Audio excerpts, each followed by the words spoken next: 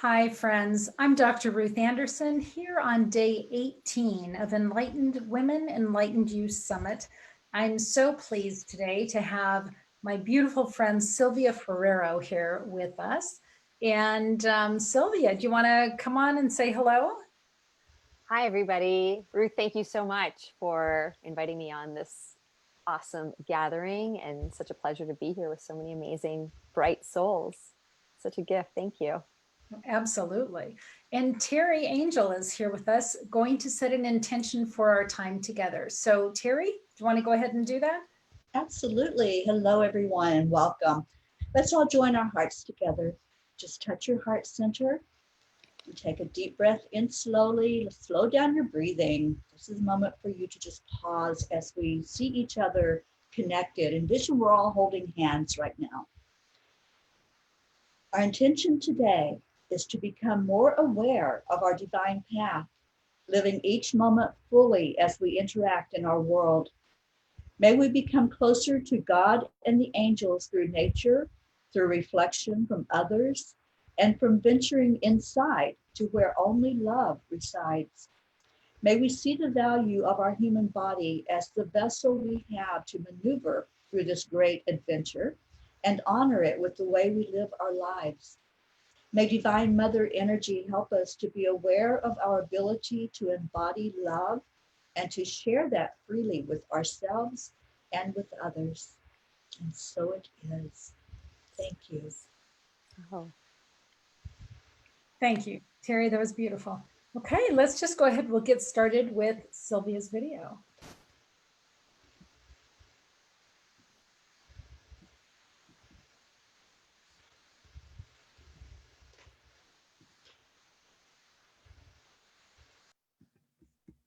Hi, I'm Dr. Ruth Anderson here with Enlightened World Network.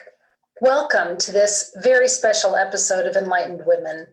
Grab a cup of coffee or your favorite beverage, settle in, and join us.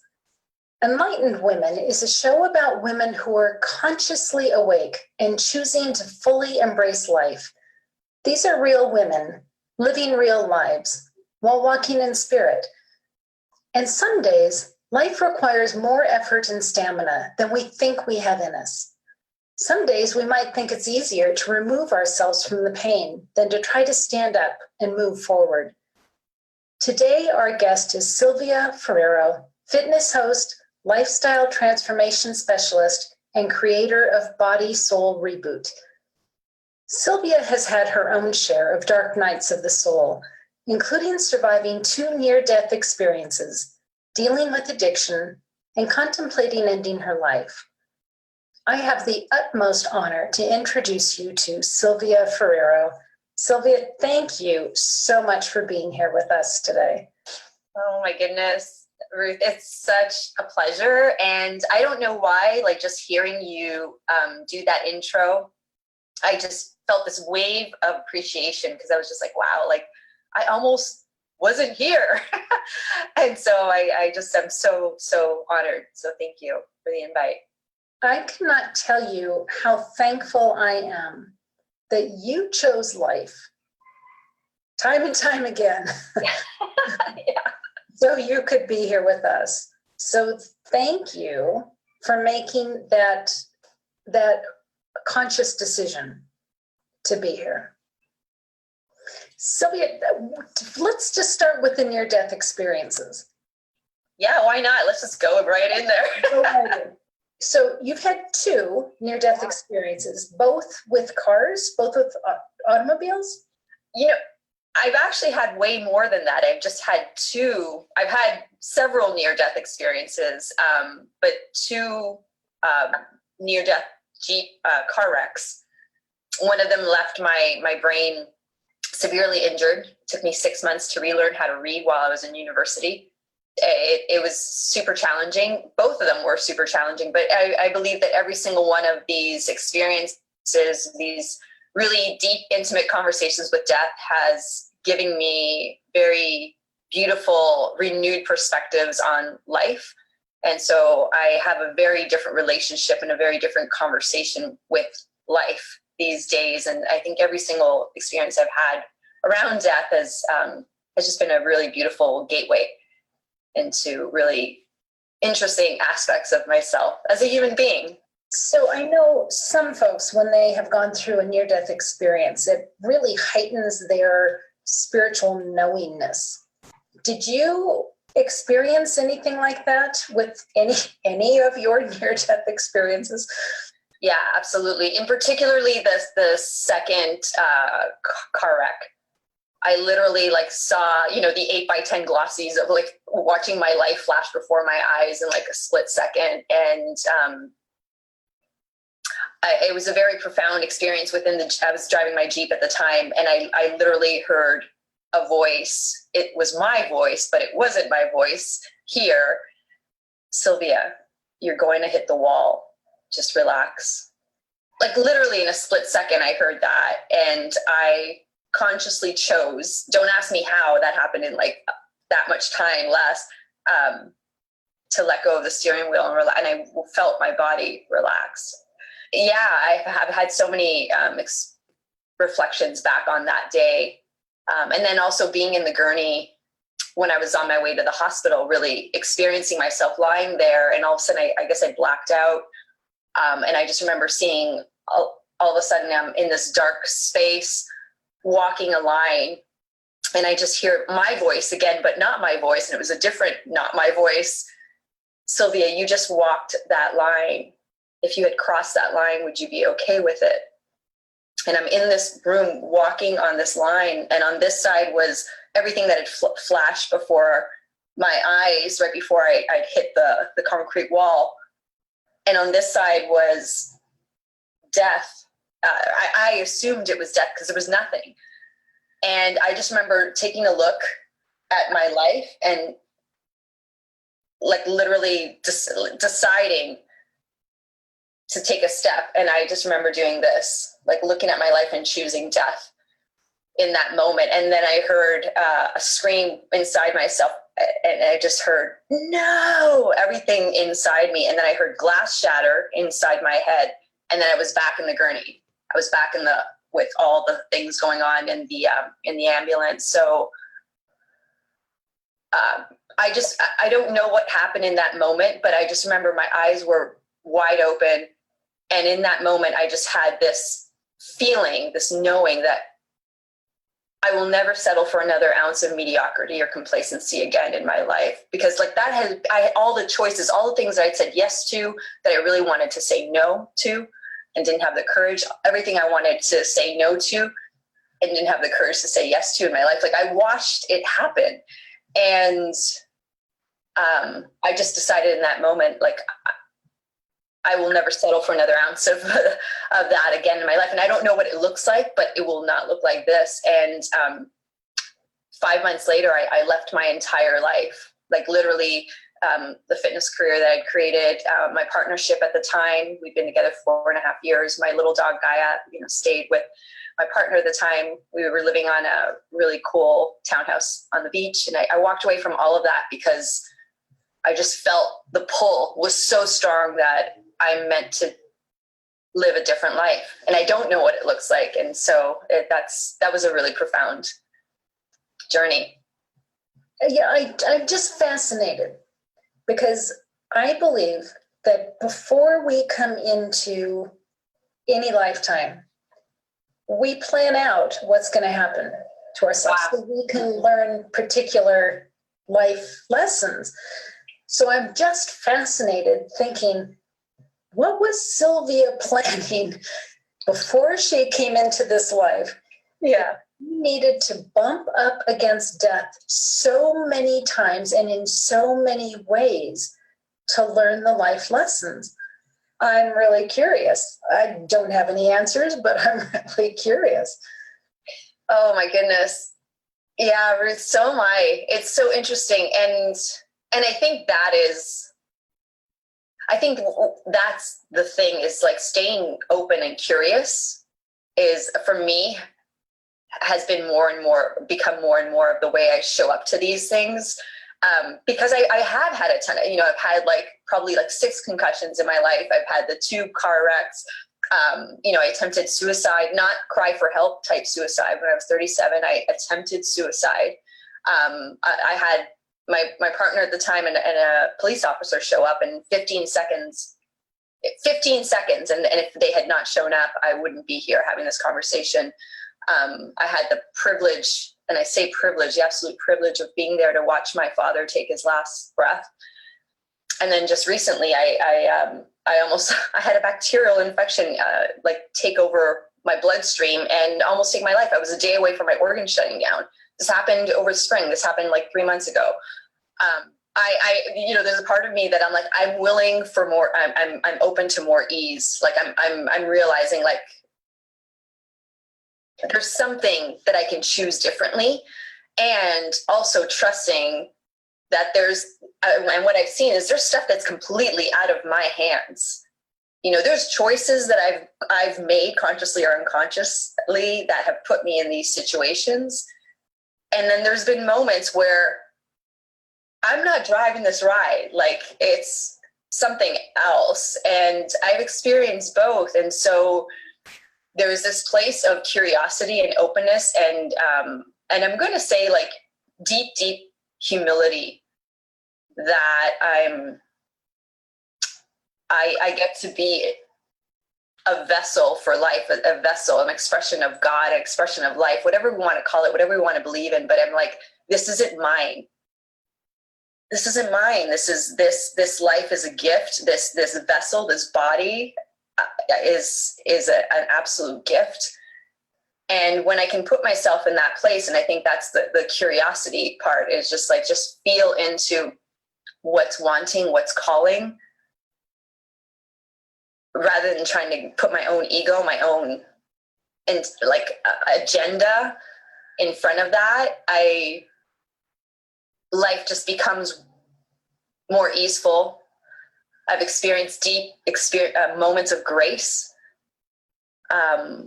But that's where my personality gets to decide and choose to release the control and let go and trust and feel. But yeah, there's definitely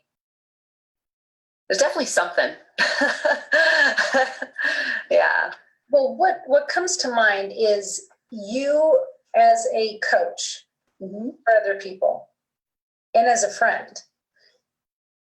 You bring such love and connection to people.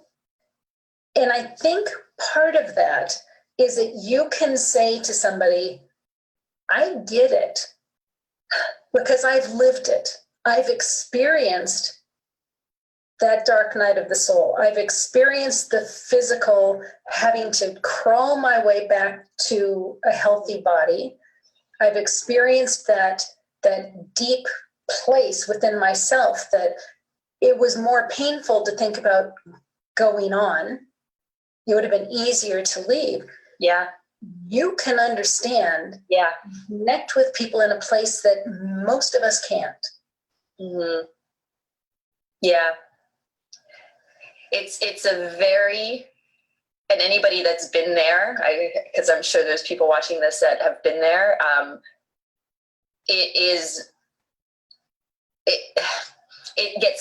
for me, it got so painful and I couldn't see my way out. And that just felt like relief. The possibility of that I imagined to be relief. But somewhere in that depth of that darkness, there was this like one little tiny, like when I look back in retrospect, there was one little tiny voice. And there was just so much noise, so much baggage, so much stuff that I couldn't hear that. And thank God, thank the angels, thank whatever brought those two human beings as messengers in that moment to pull me away. I was on the side of a highway. I had locked eyes with the 18-wheeler I was about to step in front of. I watched it come around the curve and I was like, it won't hurt. It'll be over in a moment. And I was committed, and they came out of nowhere. And I believe that little tiny voice or whoever was watching over me in that moment, like all of that collided in that moment to just distract that noise for a split moment and and move away from the highway and like move away. Like that there was that little tiny, but it was just so drowned out. Yeah, it was absolutely profound. Yeah. Well, I really feel, as you're talking about that, I really feel Divine Mother, and I really feel Archangel Michael. Yeah, Archangel Michael's, he's my boy, or my whatever, you know. Yeah, Divine Mother, absolutely, absolutely. Like, oof, just as you say that, I just feel like arms around me. Like, yeah. And in all of that, I just feel like I'm a big fan of Archangel Zephiel, the Angel of Grace, and I've just felt that presence in my life louder and louder in the last year. And I didn't even know who Archangel Zephiel was, and it just came in a dream. And I happened to wake up in the middle of the dream and Google, and I'm like, what is this name? And I had no clue. And now it's just been around me. And I really believe that that presence or those presence, they're there. They really are there, because when I look back on my life, I can feel the moments where they were there. But in the noise, it's hard to hear that. So thank goodness for divine intervention. Well, and I think they're always with us. Yeah. And it's just a matter of when are we going to listen? Oh, yeah, totally. Totally. And making the space to listen. I think that's been one of my greatest lessons, is spaciousness. Like creating the space to hear, because like you said, I really do believe that as well. It's like, it's always there, but creating the space, the stillness, the silence to actually feel into that field and feel that, not just feel the presence, but also get the messages and the direction, the guidance. Yeah, I'm right there with you. Yeah. You know, one of the things that I was suggested to talk with you about, and I don't know if you've heard of the concept of endpoints. No. Okay. So what I have learned through meditation is the concept of endpoints, which is when we come into this world, as we're planning what our life events are and what we're going to learn throughout this lifetime, we are given the option of creating endpoints. And I've heard 5, I've heard 9, I don't know what the number is. And so, and the date, and those are possible times that your life is going to be over. And as that time comes up, then we are connected in with by spirit, and the conversation is held spirit to spirit. Have you learned what you had intended to learn through this life? Are you done? Do you want to go? Want to transition, or do you want to stay? And this morning, I had received the message that somebody who's really close to our family is facing an end point and is going on this amazing rock climbing, really dangerous rock climbing event. And he's facing an endpoint. And so I was asking the questions about, has he ever been suicidal? Has he ever thought about suicide? And it was yes. And it was like, oh, okay, as he's been planning this trip, has that been a piece of his thinking? That doing this activity, which is one of his favorite activities ever, is climbing, was that part of the thinking of this trip? And it was yes. It was like, okay, and how do we process this, right? How do we think about this? How do we process this? So I look at your life and I think, gosh, has Sylvia gone through several of her endpoints? And as spirit then had the conversation, am I done? Nope, I'm not. Okay, I'm here. I am back in my body. I'm ready to go. I just think the whole concept of endpoints is a fascinating concept.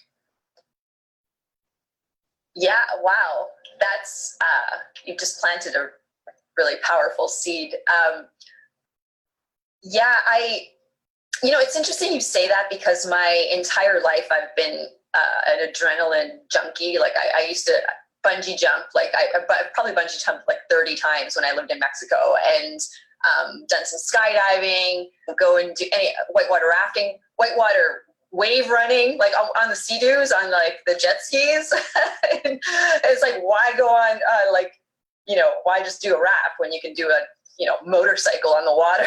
It's just like, and so I've always been in this place where I put myself in very crazy, dangerous situations. When I look back, I'm like, what was I thinking?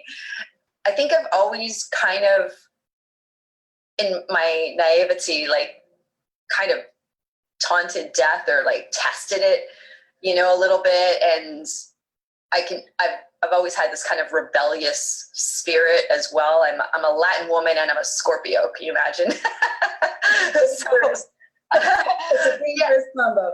Yeah. So it's interesting when you say that, because I reflect back and I was like, wow. And, I still love adventure. I don't think my adventure spirit will ever dissipate. And I love that about myself, and I love that about life. Right.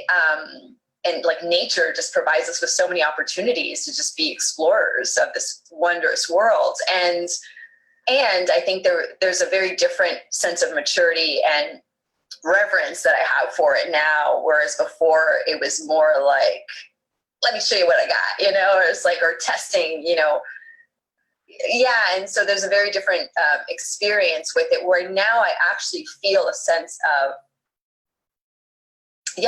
reverence is the word that comes, just an honoring of life, an honoring of this gift that I get to be an expression of life called Sylvia, Ferrero. And it's just like, it's an honor now. I feel like when I show up for my day, whether I'm, just washing dishes a little bit earlier, and I was so grateful to be washing the dishes, and I just like, and I'm like, wow, this is life embodied. This is God embodied. This is whatever you want to believe, embodied in a human physical form in this moment. Like, just washing my dishes was a sense of awe and adventure. And I'm just even talking about this right now, and I get this, I have goosebumps, and it just feels good to be alive today, Ruth. And I can say that from my heart, like, because I remember just being super Pollyanna, like very like, oh yeah, life is awesome, rainbows and unicorns, and I love that. Like I'm, that kind of, but it was never really grounded. I loved my positivity, and I loved that sense, but I think I was overcompensating for a sense of lack, and of self-worth and self-believing, whatever. I was compensating so much that it was like almost, it was, I can feel it now. It was very heady and very out here, more of a show for myself, and maybe even others, but compensating for a deep darkness inside me that I had not reconciled with, and not, I can say it this way, not made friends with.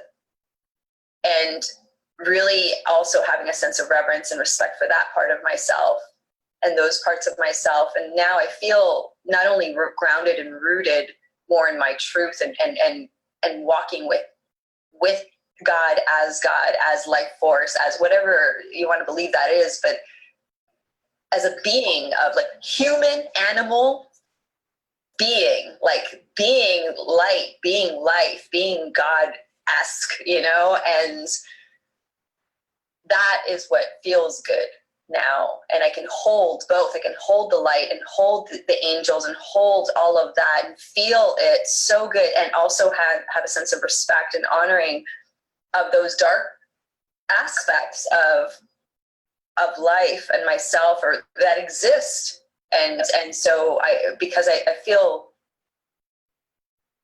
that sense of ownership of both of those.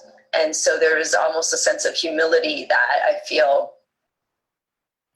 from my humanhood. I would be the best way I could describe it. Yeah. I don't know if does any of that even make sense? I'm just like. It absolutely makes sense. Yeah. And I think it's really important that we are able to look at, really see and embrace Yeah. the entire range of this is, I don't even know that darkness or low level energy is even the right word. It's just the entire range. The range, yeah, the spectrum. The spectrum Yeah. of all that makes us human. And it isn't always all love and light. I mean, no, it isn't. So in that light, can we talk about the addiction piece a little? Sure. How did that happen? I think some people just chemically have an addictive personality. And I think other people, because of life circumstances, kind of put themselves in a place where it allows addiction to happen and then kind of take over and run with it. So how did that happen for you? Well, I think a little bit of both, to be honest. So there was addiction runs in my family. You know, my dad had some challenges with alcohol and substances, meds, prescription meds. And, you know, just when I follow the lineage down and even within my immediate and extended family, it's the patterns are there. And so I think that there obviously was the chemical stuff and anything that gets passed down through our DNA. And then also, of course, behavioral, like watching it, being around it, seeing how, like as a kid, you grow up, oh, this is how my parents respond to this stuff. And my mom was so anti all of that, right? And I was a rebel. And so it was so I think there's somewhere in there, whatever patterns and whatever I decided, you know, unconsciously to take on, I adopted some of those. And it started with something that seems like seemingly non-threatening, but like sugar, you know, being a Latin family, like lots of sugar. But that really impacts your neurochemistry. That impacts your gut chemistry. And so that's going to impact your mood, your decisions, how you think about yourself. Right. So that was huge. And then those things can stack upon themselves. Right. And so in my 20s and 30s, it was alcohol, drugs. In my 30s, when I started to get a little bit into, the depression started to set in, there was prescription meds and I could feel myself going in the direction of my dad and like starting to feel addicted to that. And then men, money. So less things that seem less threatening and you can hide better, right? Than let's say, you know, just open alcoholism, right? But then and I realize now that even with therapy, I wasn't really dealing with it, really completing that inside me, that lack of connection with myself. So I couldn't feel that with others. And addiction is very much rooted in connection and lack of connection. And so it just shape shifted, and then it turned into workaholism. And like more socially acceptable forms of addiction, you know. And then what ended up happening is like, you know, I have a very effervescent personality, and I could be all this out there, but I was getting more and more reclusive. And when I was getting reclusive and not reaching out for support, not knowing that I need to reach out for support, really, there was times where I don't even know what I need. I didn't even know I needed the thing, right? Until you know, other people noticed and really stepped up. And I wouldn't say they called me out as much as they called me up. And so, yeah, and I started to realize, oh, wow, like, and to be honest, and caffeine was a big one, you know. And so now I feel like I can have, I'm in a different place where, you know, I've done the work, but I think it doesn't have to always be like, it can be heavy, the work. I did the work, you know, but I think a part of it was just really when I started to, it's like one of those come to Jesus moments when I just really like surrendered. And it's like, wow, oh, this moves me. Like, this is bigger than me. And I don't know what to do. And I think when I had that moment with Source and that very honest conversation with myself, I could begin to have that with others that I trusted, you know, and then have more discernment with people that I realized there was part of me that just didn't really trust. And I'm just like, wow, I'm opening up myself here. Like I need to, like I get to trust myself more. And so that really started to open up that conversation with myself. I was able to open up that conversation with others and just get really honest. I needed to turn to something bigger than myself. And I wasn't willing until it knocked me to my knees. And sometimes, you know, I don't know if it was you, Ruth, that talked about maybe it was you, I don't know, somebody mentioned like source, God comes at you with like the feather, the brick, or the freight train, or the freight train. I got the freight train a few times, you know, finally, but I got to stand up every single time after that. So yeah, addiction's a really humbling teacher. Yeah. Yeah. I'm very grateful for it. Yeah. I feel thicker, deeper, wider roots in myself. You know, we talk about like unshakable confidence, and I don't think that's bravado, like type of confidence. Like I'm confident. I got, you know, that it's very quiet inside me, where it's like, I've got this because it's got me. Like I feel supported and rooted in something that's not just this or this. And that place of service to myself and to life. Yeah, it's very humbling. It's very humbling and so beautiful. So beautiful. You have turned that into not only you being such a strong, beautiful force within yourself, but to be able to support other people. Yeah. With that as well. And what a beautiful gift that you are giving to other people. A, by modeling what you've gone through, and B, openly sharing it. But C, by really just being there next to people and saying, you've got this. Yeah. I appreciate that so much, Ruth. And really it's such a privilege to get to see, because it's like I don't see all the stuff, all the noise. Like if somebody's going through that, it's like all I can see is their light, because I've been there. And so all that stuff is like, yes, absolutely. Like I feel you, sister or brother or whoever. And I can, all I can see is there really is their light. And in the realm of quantum physics and quantum mechanics, what we put our attention on is what expands.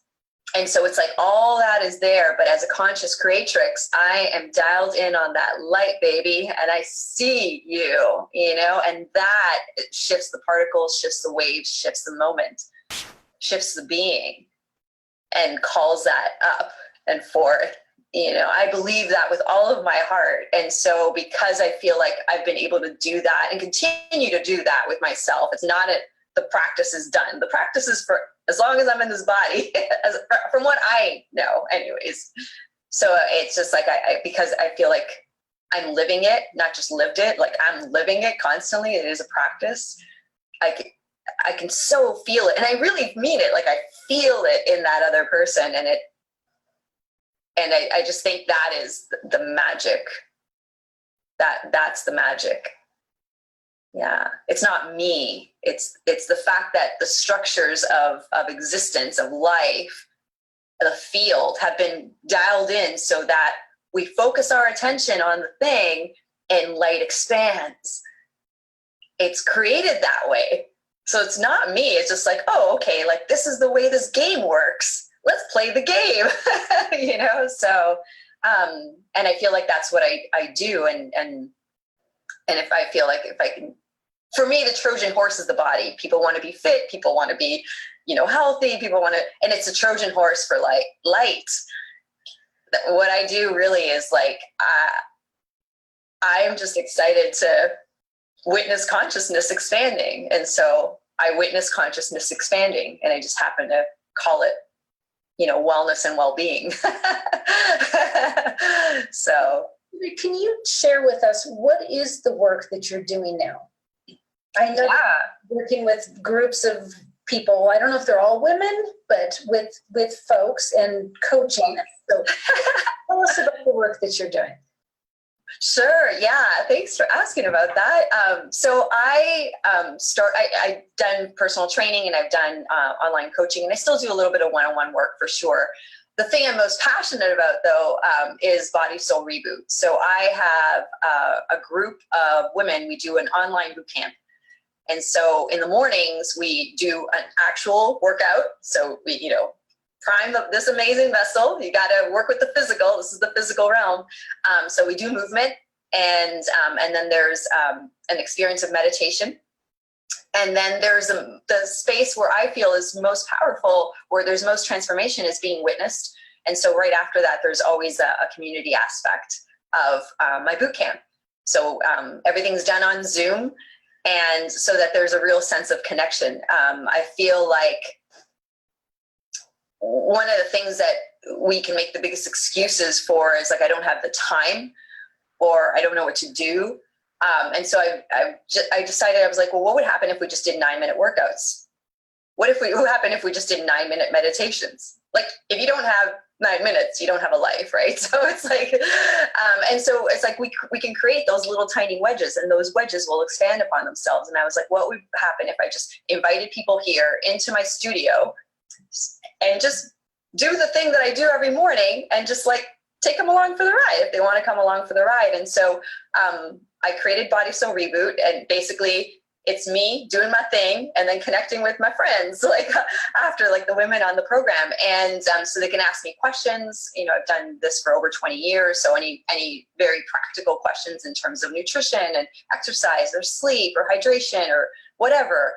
Some people have injuries. Some people want to run better.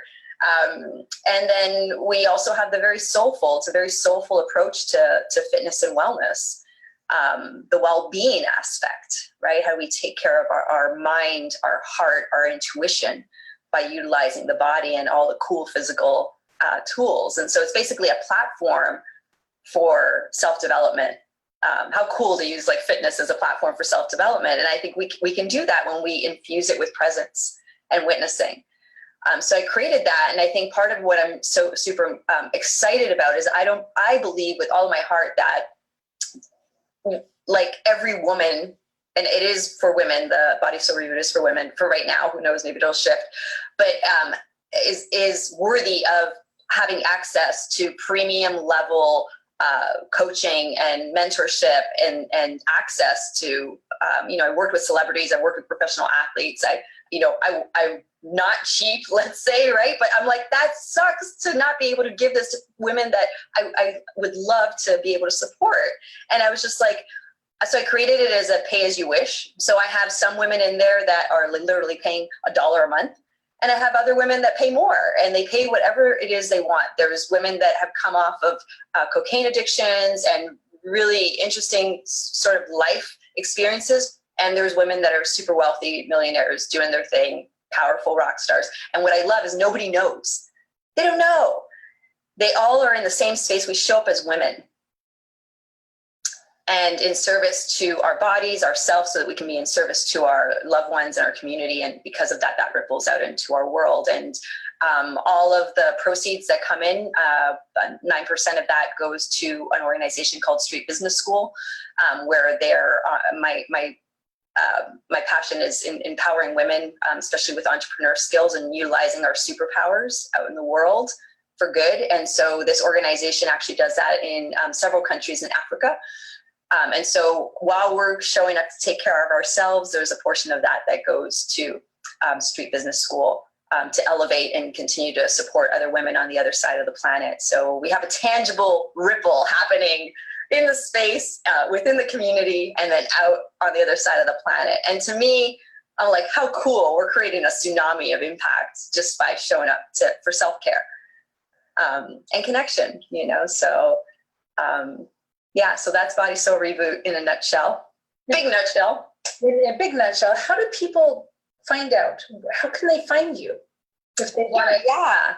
Oh, yeah, they can go to bodysoulreboot.com. Or they could go to sylviaferrero.com just to learn more about me and my background. And Ferrero, Ferrero. R-O, like Nutella, like Ferrero Rocher chocolates. Sylvia Ferrero, Sylvia with a Y. Yeah. And then I'm also on Facebook.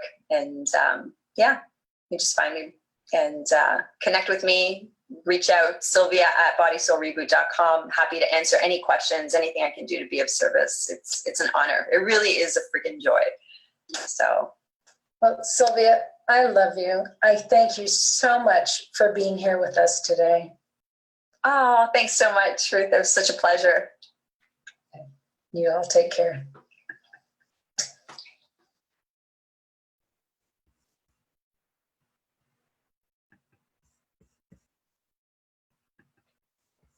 And we are back with you all. Oh, Sylvia, every time I watch that, wow, that is so packed. I mean, really, to get all of the nuggets out of that video, you'd have to watch that many times. I've got a whole page and a half full of notes here. Oh my God, you're awesome. Just sit and talk with you about. So first, I just want to say your vulnerability in having that conversation, I'm getting goosebumps from it right now. It was just so beautiful. Oh, I think it really allows other people to feel you. And in so doing, because you're willing to look at yourself in the mirror, I think it's going to enable other women to look at themselves in the mirror. oh, thank you. You're making me cry. um, thank you so much for that interview and watching it again, because I never saw it after that. It was really cool witnessing myself in that. And it's interesting that you say about like in terms of vulnerability, and it's so weird because I'm like, there was a time in my life where I didn't even get what that meant. Like when the beginnings of it starting to become like this sort of conscious buzzword that started to show up and it's a real thing. It's a very real thing to be vulnerable. And then like in moving through it, I just remember, I think like all the shame that I had to navigate and be with and experience, not try to transform it, not try to like shine light on it, like none of that. I just like, let me sit here in my ugly swamp of darkness right now with whatever this shame is, and like just be with her. And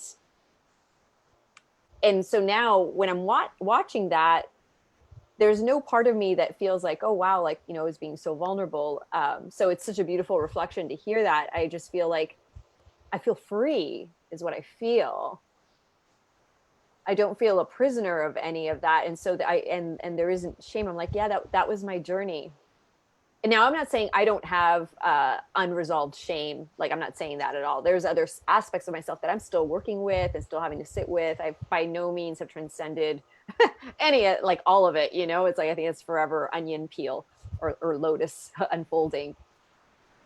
But there's aspects of a part of me that used to hold me prisoner, or used to feel prisoner of it, or whatever, lost in it, that I feel free from now. And I don't just feel free from it, like I let it go, and like it's not even that. I feel like free because I feel like we've befriended each other.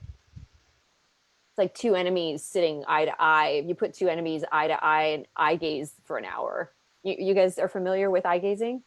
Mm-hmm. That practice, if I do it with myself in the mirror, is so powerful. And I'm like, I imagine if we did that with our leaders of the world, a lot of stuff would shift. We don't have to do all these negotiations, all the things. I just really believe if we sat down and eye gaze with our enemies, and I feel like that's what I did with those aspects of myself. And so the freedom has come from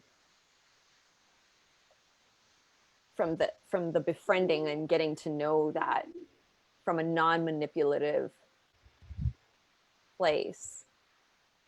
I wasn't trying to break free. I think there was an aspect of me that might have been trying to break free. But something, it just dissolved. And it didn't just dissolve and disappear, like it dissolved into me. And so when I watch that in terms of vulnerability, I don't feel vulnerability. I feel, I don't even know. I guess I feel compassion for those aspects of myself. Yeah, you spoke about being able to accept that entire range of your humanity.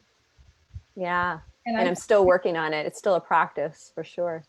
But do you realize how many people only look at the positive aspects of themselves and are not real enough to even look at that other part of the range? Fear and shame are they can be something. But the way I started to feel into it was like when we talk about spectrums, I just remember this moment. I was looking at this beautiful rainbow, and I was like, it would be like looking at the rainbow. And so like, I only want to look at the red, the orange, and the yellow. Everything underneath that, it needs to go away. And I'm like, and it's just like I feel like it's the accepting, the acknowledgement. I think we talk about, oh, we need to accept this. It's like, I think before accepting, there is the acknowledgement of, for me anyways, the acknowledgement of, wow, I can be a really crappy person sometimes. There's parts of me that can be ugly. And that doesn't need to define me, but there's parts of my personality that are wounded. And let me be with them rather than try to lock them out in the basement. Sweep them under some rug in the basement, bottom corner closet. It's like, yeah, it doesn't. And so I'm still navigating stuff, obviously. Sure. But I feel like the parts of me that used to like want to kill myself, vengeful, like I can even say like hate infused, like sometimes I felt like crazy rage, and it's just like, but that was stuff I was putting out this way that I realized was just parts of myself, and so now I feel like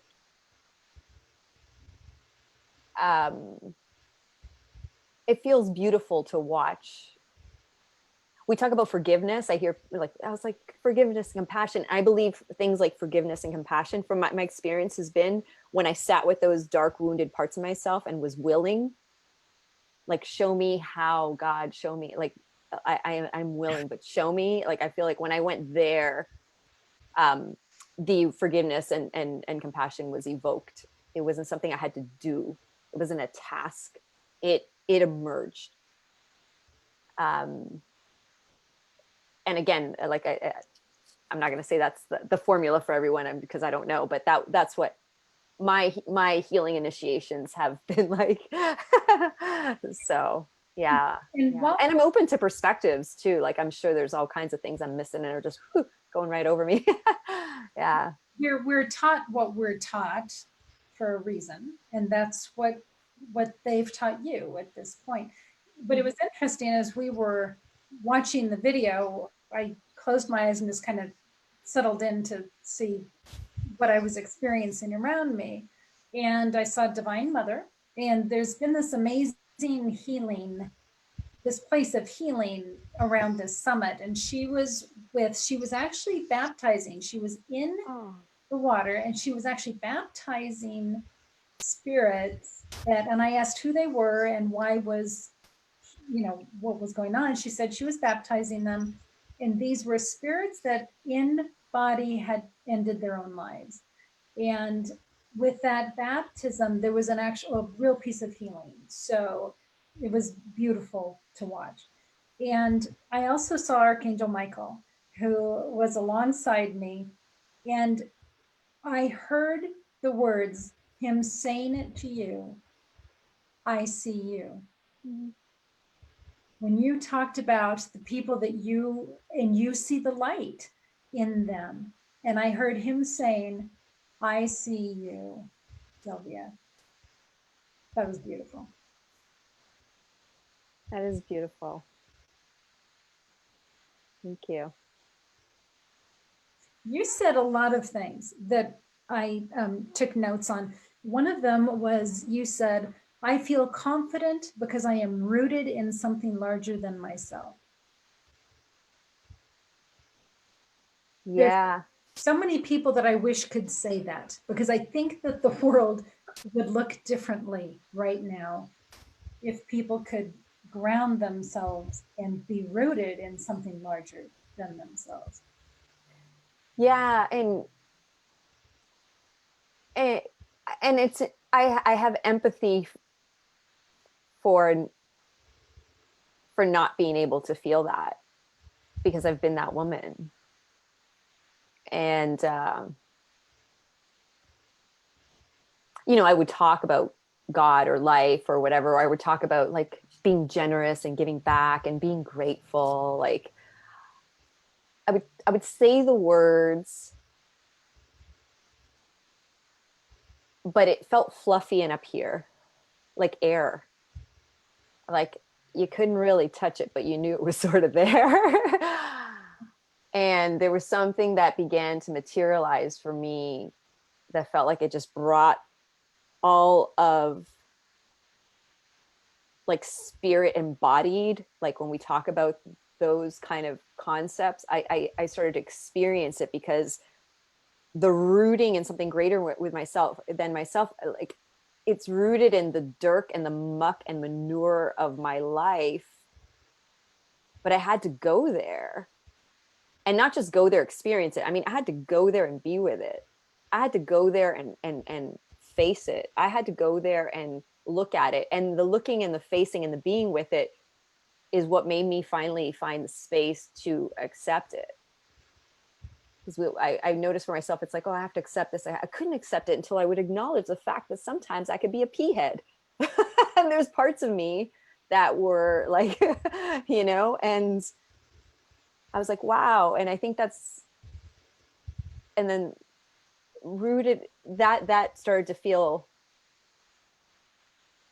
I started to feel bigger from the inside. I started to feel filled up, like all that stuff was actually becoming my nourishment, but in a beautiful way, like spiritual compost. And I think from there, things started to shift. Like, I'm not saying I don't get angry and like peeved off sometimes, some of the stuff that's going on in our world. I'm not saying that those parts aren't moved. Sometimes I don't experience emotion to it, but I can look in the eyes of those humans, even metaphorically, and be like, I've seen those aspects of myself too. And this is what they look like for me. And there was something about that I couldn't do because I wasn't willing to go there with me. I wasn't willing. I was too arrogant, proud, you know, too busy trying to look good.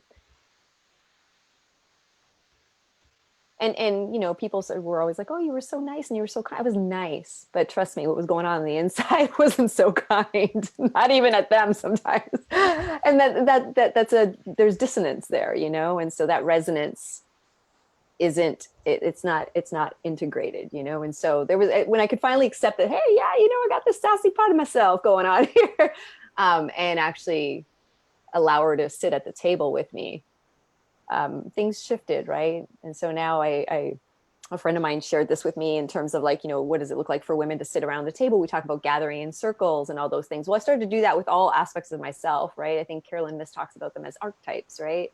And I was like, and my friend Sasha Lala used to say, all parts of you are welcome up at the table, you know, but it doesn't mean if like you're all sitting down to have like, you know, a beautiful dinner, like, you know, she doesn't get to hog the mashed potatoes. Right? Like we all get to be served here. We all get to be nourished and accepted and acknowledged here. and nobody gets to mashed potatoes.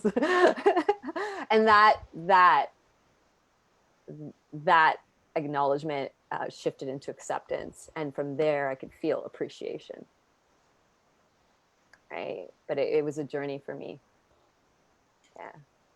I just want to unpack everything that you're saying because there's so I'm sorry, I like go off. So thanks for being so patient, Ruth. no, do not apologize. It's great. And there should be a poster or something with a picture of spiritual compost. I love Yeah. that idea because we all have our own stinking pile of spiritual compost. And it's those trials and tribulations that we personally had to go through and learn through and wade through and pick it up and look at it. And yeah, not pretty, but boy, is it important in our spiritual transformation. Yeah. I thanks for saying that. I remember when my dad was passing, it was really, really, really dark time. And I just remember I started doodling again because I used to doodle with him when we were kids.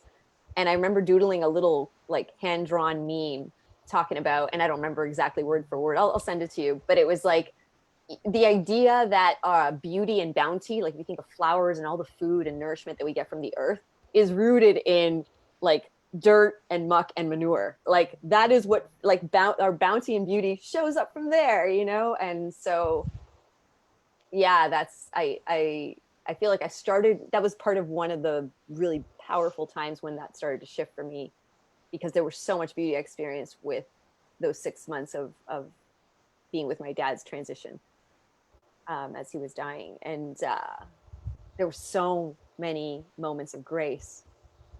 But if I wasn't sitting there with them, I wouldn't have experienced them because I would be too busy trying to bypass it. Yeah.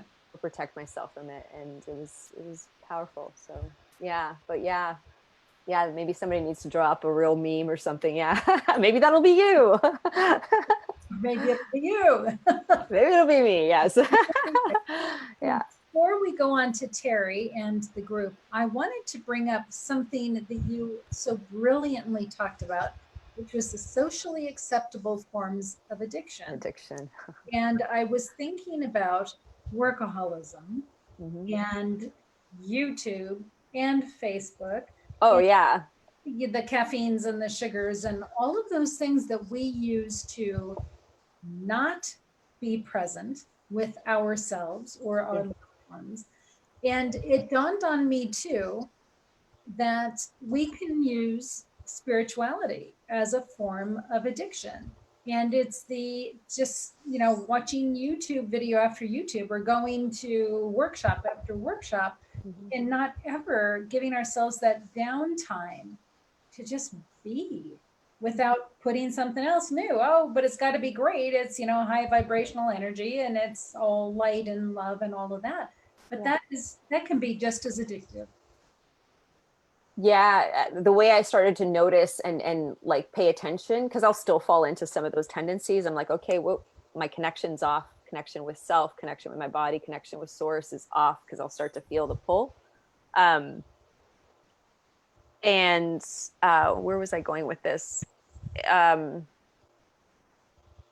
Socially acceptable forms of addiction. So I would notice those things. I can't remember where I was going, but you said something that really resonated for me. But in terms of addiction, this is it. Okay, because I work with the body and fitness and wellness and nutrition, like that's kind of my jam. I started looking at it. I apologize if this goes a little TMI, but if you think of like we ingest food, we ingest it, we digest it, and then we eliminate it, right? And so I started to notice, I'm like, oh, I'm consuming information, seminar syndrome, here's another event, consuming drama, consuming like judgment, anything I would start taking in, right? And not actually genuinely sitting with it. One of the things I notice is when I'm not doing that, my digestion starts to actually physically go off, right? And so there has to be the place where if I'm ingesting, like, what am I actually putting out? right? And so when we digest food and digest like nourishment, whatever that might look like, whether it's something, let's say, positive or negative, that turns into energy, that turns into like how our brain operates in terms of focus, concentration, like all our cognitive functioning, where we're able to think and create. It turns into like sweat, right? It turns into things that are coming out in terms of toxins and stuff, and then terms that are coming out in terms of our life experience that we get to create because it's energy, right? And then turns into, okay, these are all the things that aren't necessary in terms of what we eliminate. So I started looking at like the consumption when it comes to addiction. Am I consuming in this moment? And it's just like, okay, cool. Like I am. And then it's just like, what does it look like to actually digest this, or let's say be with it, or like what am I really needing to nourish myself with in this moment? And it's just like, what does it look like in terms of output? Is my body trying to get rid of it? It's poison, it's toxin, or is it actually going to utilize this as energy, as creativity, as love? Right? And so it was just a way that I started to have a different conversation because of the perspective that I was playing around with in terms of addiction. I'm still kind of playing around with it. It was just something new that came sometime after you and I had shared and talked about all this stuff with addiction, that it's those, that's kind of the flow, right? And if you look at nature, she operates that way too. But there's a balance. And when any of that goes out of balance, we've got, you know, the extinction of species, or we've got like, you know, epidemics with like something overgrowing, over, you know, with even the animal kingdom. It happens in life. So I just started not making myself wrong for it, but just observing it more as what does it look like as a process? And so just shifting it. Yeah. So I don't know if any of that makes sense, because I'm still kind of observing it all. So. Well, and the thought comes to mind too, that when you take in more than you can process, then it stays with you, and not in such healthy ways, right? It might look like weight gain if you're really talking about food. But if you just go from seminar to seminar and don't allow it to process and impact your life, then I think it just kind of sits and just kind of hangs, and then it's just kind of wasted, I think. And it clutters up your space. It clutters up your brain, and you know, you can't stay current when you've got too much going on in there that you're not processing. Yeah, and I feel like the biggest thing is just an utter lack of real, genuine, heartfelt, deep-rooted connection with my own life. My own life. Like, I'm going to die someday. Like, I will not be here physically. Now, maybe there's another paradigm that we're about to shift, and like things are going to change. Well, I'll live to be 1,020 and like whatever. Yeah, and like I believe it's all possible. But in the meantime, like there's going to be a day that I take my last breath, and this is my life experience right now. And so I find that when I'm just going from addiction to addiction, and it's just shape shifting. Rather than trying to change it, let me be with it, let me observe it, let me watch it, let me get to learn myself through it as a physical expression of life called Sylvia Angelica Ferrero. Let me get to know me. Like, I feel like it lets go of its hold. It's a lot gentler of an experience. And sometimes I'll receive, like, let's say divine guidance or insight. It's like, hey, you know, it's time to reach out to your therapist. So hey, you might need an EMDR session. Hey, like go get some body work done. You know, there's something here that it's wanting to come out. It could use a little support. Like you might need some sisterhood. You might need a hug. Sit down and meditate. So yeah. Well, and one last thing before we move on to Terry and our friends. When you were talking about you laying on the gurney and your eyes were wide open, and that split second realization of if you had crossed the line and continued going that way, then this would be done. And that was pretty darn profound there. So yeah, it was an interesting moment. I don't know if I blacked out in that moment. Like I just remember looking at the ceiling and that like being in this realm all of a sudden. So I'm like, did I pass out? I to this day, I don't know what happened. I just remember the moment before that, like I'm staring and there's all things going a million miles an hour. And I'm not kidding you. I heard my eyes blink. Like in the midst of, I heard my eyes blink twice and the sound and then that. So I don't know if I was like going out, and whatever happened in that space was definitely a guide and a teacher. Would you be okay with this? And it's like, no, there was nothing in me that was okay with many of the choices I was making in terms of how I was showing up for my own life. And like, you know, I just remember hearing people say, oh, you got to do stuff for be in service to others and, you know, like show up for others and like give. And I get that. I really do get that contribution is a healing tool as well, like giving. But I didn't get that in that moment because I wasn't even giving to myself. I was prostituting my soul on so many different levels for the acknowledgement, appreciation of others. I didn't even know I was doing it, you know? And so I think in that moment, there was the realization in my body that that's what was happening, but I didn't know what it would look like on the other, like I didn't know what actions I needed to take, like in that moment. But something clicked. And I think the embodiment of it from that moment, you know, took years. It was a really deep healing initiation. Yeah. Sylvia, I could talk to you for hours. Yeah, likewise. You ask great questions. Very thought-provoking. I haven't had too many moments to share these stories like this. So I'm just so grateful to get to do it and relive them from a different perspective. Well, we're learning from you doing that. So thank you for doing it out loud. So we can I appreciate that. Yeah. So Terry, did we have any friends over in Facebook group? We do have friends. Is my audio on? Yes. Okay, good. Yes, we do have friends. Before I read some of their messages, I just want to say I'm so grateful that you're still with us, Sylvia. I just love you. We just connected on Facebook, and I'm looking forward to getting to know you more and appreciating all that you have to offer. So thank you. Thank you for being here.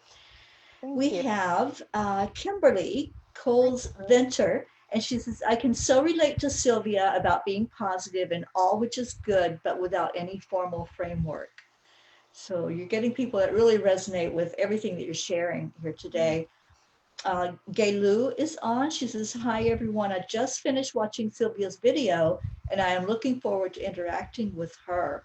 I heard the quote, me, not me voice in my lucid dreams, and I always thought it was a guide, but now I think it could have just been my higher self. So an aha moment there for her. Wow. Beautiful. Yeah. And she also says, I always thought I would have liked to help people heal through body movements such as dance and yoga. And Sylvia showed me there are other people already doing it that I can connect with. And that would want your superpowers, sister. It's not just a good idea. It's highly necessary. It is for you more than anyone. Oh my goodness, girl, step into that. That is, you are being called forth. Lean in, lean in. And I'm so happy to connect with you if you have questions. Awesome. Yeah. I always say there's no coincidences, and the people that are supposed to hear the message will be there to hear it. Totally. So thank you, Gaylu, for joining us today. Ivana Gertzman is on. She says hello from Sammamish, Washington. I've never heard that before. And thank you for telling your story. Oh, my pleasure, girl. Thanks for receiving it. And Ivana Morano says, thank you for sharing your story. Your angels are always with you, guiding you. Don't ever forget. Keep shining that beautiful light. Ooh, I love it. Yeah, I'll stir it up too. Oh yeah, absolutely. I love absolutely. It. Thank you so much for the reminder of the angels. Yeah. And you said something that really touched me, because it's something that I always tell other people, that we really want to be seen. In this lifetime, we don't want to be invisible. We want other people to see our light. And when Ruth gave you that message that my Archangel Michael was acknowledging you and seeing you, I got chills, because that's always been so important, to let other people know I see them, whether it's a homeless person, a person I just passed by down the aisle of the grocery store. I always try to make eye contact and just a smile. You never know how important that smile may be to somebody. It may be the only positive they see that day. So I just love your whole message, but there were certain things like that that just made an impact. So I'm just so glad you're here today. Thank you so much, Terry. That's such a beautiful reminder. I would love to cross paths with you in 3D and like see those beautiful eyes in your smile. You just have a radiant smile. So that would be such a joy, and such a reminder too. My middle name is Angelica, which means like an angel, and Sylvia means protectress of the forest. It's like like a fairy. Yeah. So I'm always remembering. And the ironic thing is, Ferrero means ironsmith. And iron is the one element that kills fairies. So it's like holding the darkness, holding like the aspects of myself. And so you're reminding me of those aspects of myself right now, Terry. And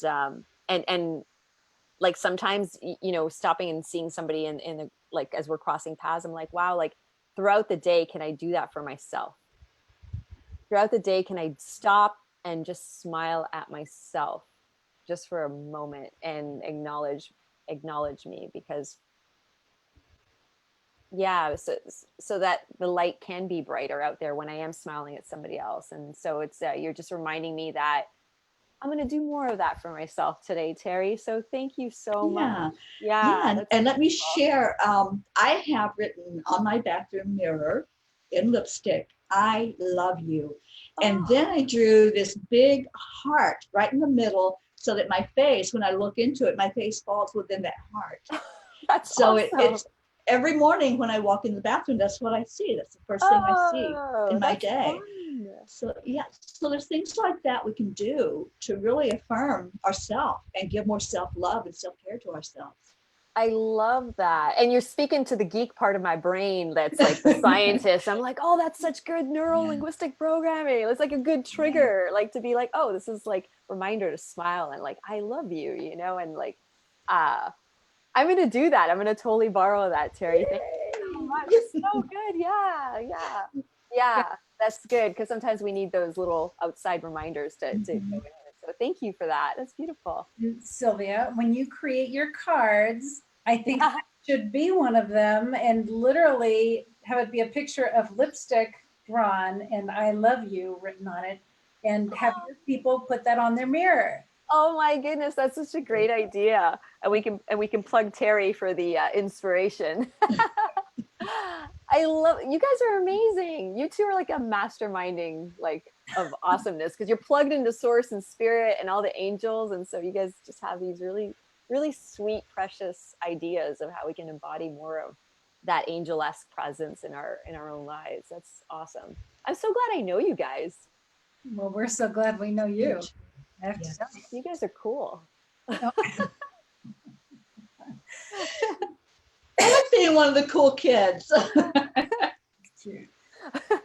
All right, ladies, we'll let our friends on Facebook go, but thank you, Sylvia, so much for spending the day with us. This is such an honor. Thank you to the both of you. Thank you, Dr. Ruth. Amazingness. I like, you're just a bright light. And Terry, thank you so much for holding space. And for the ladies on the Facebook land, I look forward to crossing paths. Thank you so much.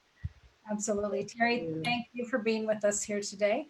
And just to let folks know, tomorrow, day 19, is Mira Rubin Day, and Facebook Live will be at 11:30 a.m. Mountain Time. Cool. Look forward to seeing y'all tomorrow. So much love to everybody. Love you. Bye. Bye, everybody. Love you. Bye.